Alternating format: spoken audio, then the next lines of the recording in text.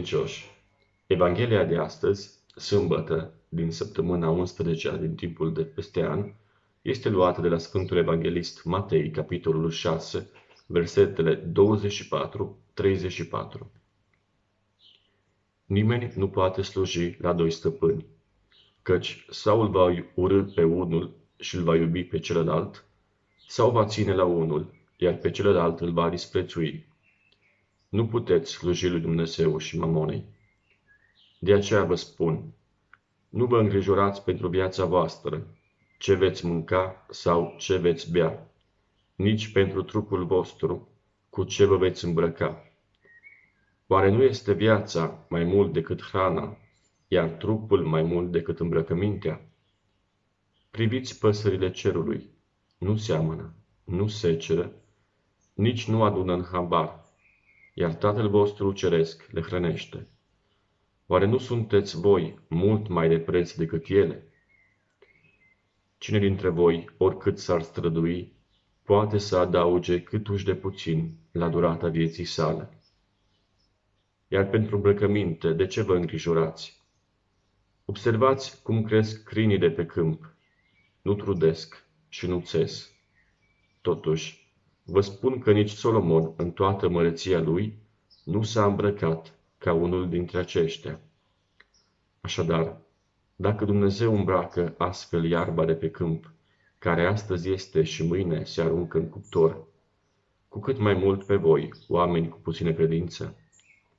Deci, nu vă îngrijorați spunând ce vom mânca, ce vom bea sau cu ce ne vom îmbrăca, căci păgânii caută toate acestea, dar Tatăl vostru ceresc știe că aveți nevoie de toate acestea. Căutați mai întâi împărăția lui Dumnezeu și dreptatea lui, și toate acestea vi se vor adăuga. Deci nu vă îngrijorați pentru ziua de mâine, căci ziua de mâine se va îngriji de ea însăși. Ajunge zilei răutatea ei. Cred că Evanghelia de astăzi nu are nevoie de prea multe comentarii. Este foarte clar ceea ce Dumnezeu, prin Fiul Său, astăzi vrea să ne învețe, și anume să ne încredințăm mai mult în providența Sa. Providența care înseamnă modul în care Dumnezeu se îngrijește de creatura Sa. Modul în care Dumnezeu se preocupă și se ocupă pentru ca creației să nu lipsească nimic, în special omului. Totuși, de multe ori noi ne preocupăm prea mult de ce vom mânca, ce vom bea, cu ce ne vom îmbrăca. Și uităm că Dumnezeu are grijă de noi.